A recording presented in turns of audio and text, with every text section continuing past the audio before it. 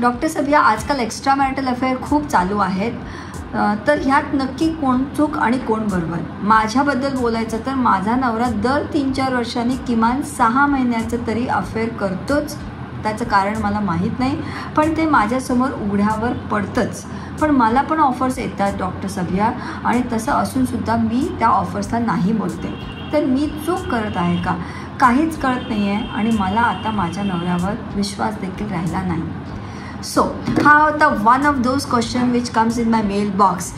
परत एकदा सांगते, मी doctor Sabhiya, India's leading sex and relationship coach. 1-on-1 personalise coaching sessions तर मी घेतेच, पण आय अंडरस्टँड की प्रत्येकालाच ते शक्य नसतं, आणि म्हणूनच आम्ही ही सोय केलेली आहे की सेक्स, इंटिमेसी, नातेसंबंधाच्या निगडीत तुमचा कुठलाही प्रश्न असेल तर तुम्हाला ते मन मोकळं विचारता यावं, म्हणून हेल्पिंग हँड ह्या ईमेल ID तुम्ही मला मेल पाठवू शकता. जो मेल फक्त मी वाचते, nobody from my team reads it.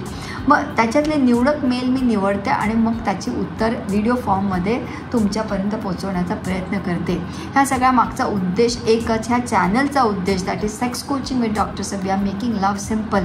हा असा आगळा वेगळा बोल्ड चॅनल आहे की ज्या गोष्टी आपण बेडरूममध्ये कृती म्हणून करतो, त्या कृती मागची जी इमोशन आहे त्याच्यावर आपल्याला व्यक्त होता येते का, त्या इमोशनबद्दल बोलता येतं का आपल्याच पार्टनरशी सोबत, ज्याच्यासोबत आपल्याला ती कृती करायची आहे. आणि मग तिथं जेव्हा गणित नाही जुळत आणि मग आपण ते सुख, तीच जवळीक अनफॉर्च्युनेटली लग्नाच्या चौकटीत राहून बाहेर शोधायला लागतो. बँडेजसारखं हे एक्स्ट्रा मॅरिटल अफेअर आपल्या सोसायटीत पसरत चाललं आहे. अमंग द मेनी मेल्स आजचा मेल एक्स्ट्रा मॅरिटल अफेअर ह्या विषयावरच आहे.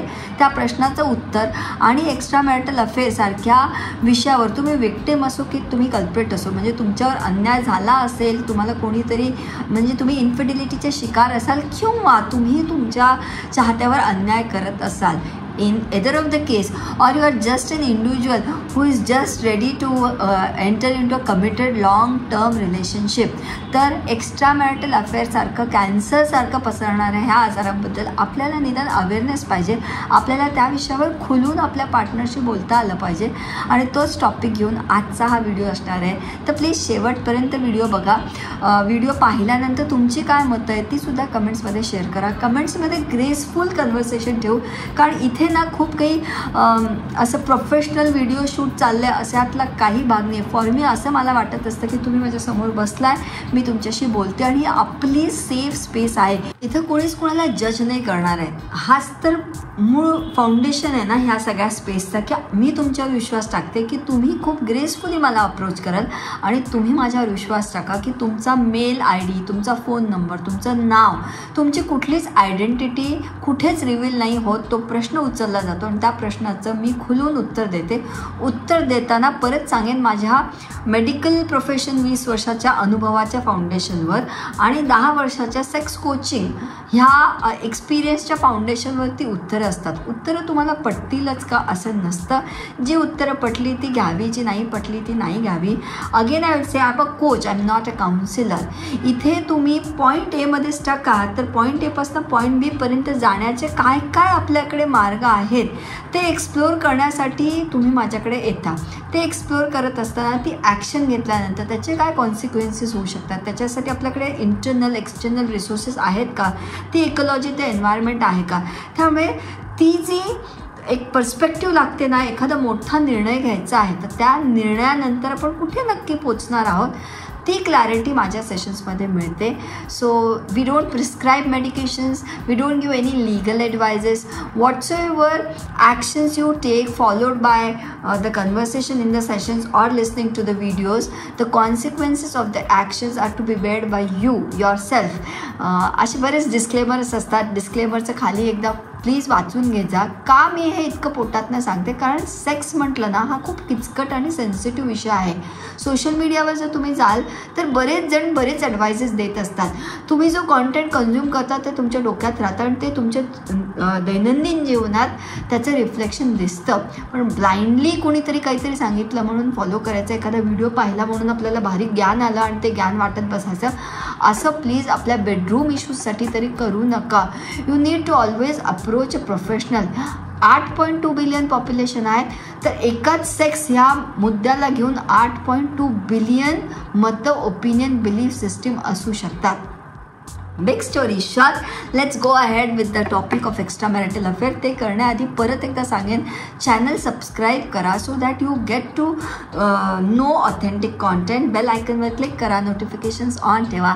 Sex coaching with doctor Sabiya, making love simple.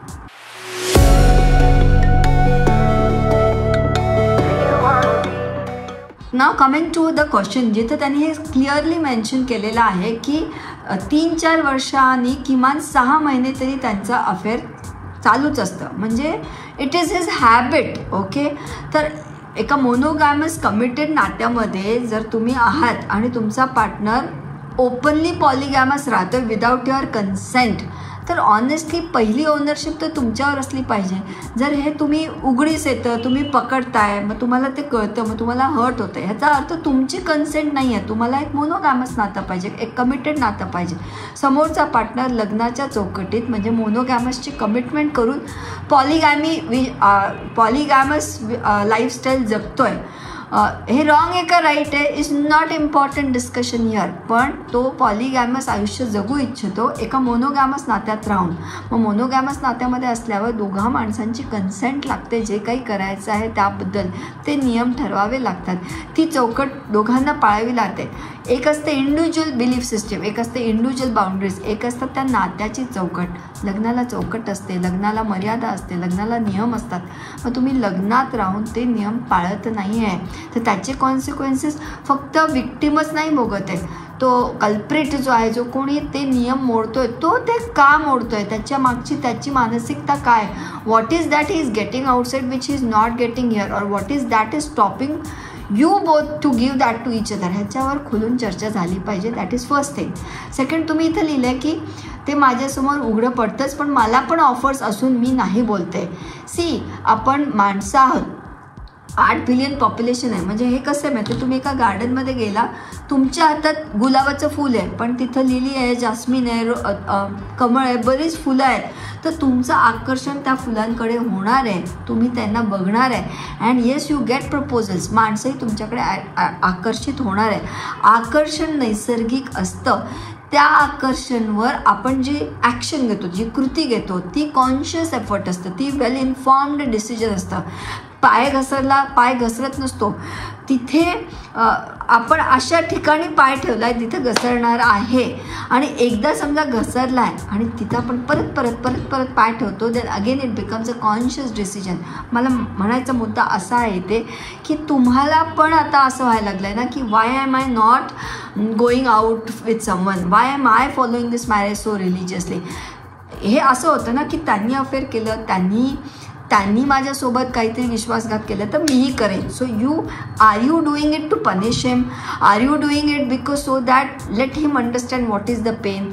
तर ऑनेस्टली स्पीकिंग, नात्यामध्ये हे जेव्हा असं चालू होतं, तर कधी सायलेंट वॉर आणि कधी कोल्ड वॉर चालू होते त्या नात्यात कळतसुद्धा नाही. आणि नंतर तर माझ्या केसेसमध्ये मी सांगते, अपफ्रंट असे सिनारियोज असतात की मैं पूछूंगा नहीं, मैं बताऊंगा नहीं, और मैं कुछ उसके बारे में सोचूंगा भी नहीं. अशा बेसिसवर नाती चालतं. तुला जे करायचं तू कर, मला जे करायचं मी करणार, मी तुला विचारणार नाही, तू मला विचारणार नाही, आणि मग अशीच लग्न चालत राहतात. पण हे निसर्गाच्या विरोधात असतं अनफॉर्च्युनेटली, कारण body, mind, emotion is seeking something somewhere else. Ecology ज्याला आपण म्हणतो, तिथं धीरे धीरे ती इकोलॉजी, ते एन्व्हायरमेंट बिघडायला लागतं. आणि नंतर असं होतं की शॉर्ट टर्म गेनसाठी लॉंग टर्म पेन आपल्याला भोगावा लागतो, ज्याच्यासाठी आपण मानसिकरित्या, शारीरिकरित्या तयार आहोत का. बिकॉज हॅव्हिंग मल्टिपल पार्टनर्स कन्सेन्शली और विदाउट कन्सेंट, तुम्ही STI STD इन्फेक्शन्सची काळजी घेताय का, तुम्ही टेस्टिंग करताय का, तुम्ही, कारण ते असं मोठं सर्कल होत जातं. मग तुम्ही एकाला चीट करणार, मग तो अजून एकाला चीट करणार.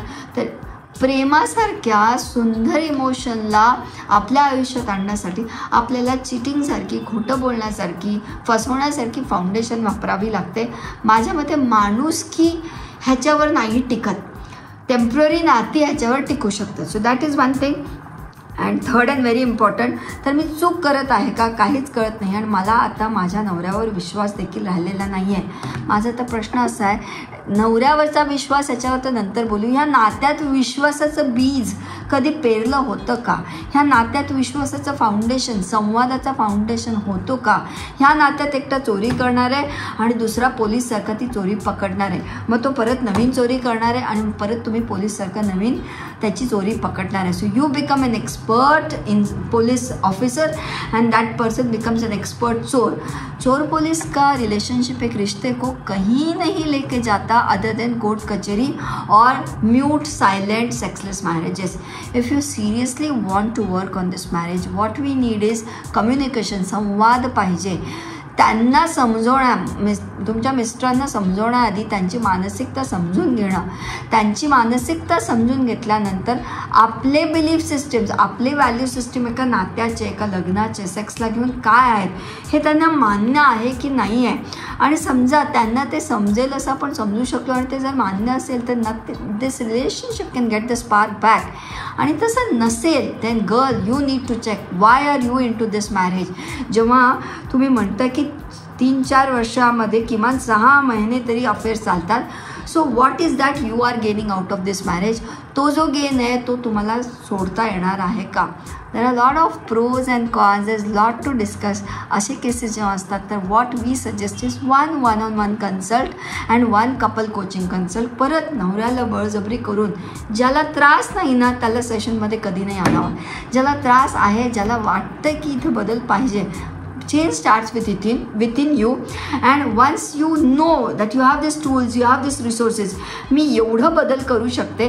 आणि त्यानंतर ग्रीन सिग्नल, रेड सिग्नल सगळं कळतंच की गाडी पुढे जाणार आहे की गाडी पुढे नाही जाणार, की एकतरफा एफर्ट होने वाला है कि येस मैंने 19-20 मेरे स्वभाव में कुछ बदल है तो बहुत कुछ बदल सकता है. ये सारी बातें सेशन्स में ज़रूर होती है. सो या माय टू म्हणजे शेवटी मला हेच सांगायचं आहे की प्रेम करणं माणसाचं सगळ्यात स्वाभाविक स्वभाव आहे. तो एखाद्यावर प्रेम करणं आणि एखाद्याची प्रेम रिसीव करणं. आणि मला सांगा, आज आपण अशी सोसायटी क्रिएट करून ठेवलेली आहे जिथं लग्नाआधीचं प्रेम असो, लग्नानंतरचं प्रेम असो, पण प्रेम करायला खोटं बोलण्याचा सपोर्ट घ्यावा लागतो. हेच बदललं पाहिजे. And that is our tagline, making love simple. Sex coaching with doctor Sabiya, #making love simple. आपल्याला प्रेम करण्याची स्पेस क्रिएट करायचे, प्रेम सोपं करायचं आहे. आणि ओके, 2 इंडिव्हिज्युअल्स नाहीच करू शकत आहे एकमेकांवर प्रेम, पण लग्न झालं म्हणून बळजबरी प्रेम करत राहायचं आहे का? तर नाही. घरात एखादं पीस ऑफ फर्निचरसारखं मग ते नातं स्टॅग्नंट पडून राहतं. मग अशा केसेसमध्ये मदत लागते. So that was for today's question on extra marital affair. Do let me know in the comment section. तुम्हाला माझ्या विचारांवरनं काय इन्साइट्स मिळाले किंवा तुमचे अजून काय प्रश्न असतील extra marital affairs, infidelity, cheating, ह्यावर तर कमेंटमध्ये नक्की विचारा. Also don't forget once again to subscribe the channel, bell आयकनवर क्लिक करा, नोटिफिकेशन्स ऑन ठेवा. आणि माझ्यासोबत 1-on-1 बुकिंग जर घ्यायची असेल तर प्लीज वेबसाईट नक्की व्हिजिट करा. Till that time take care of yourself and let's make love simple. Thank you.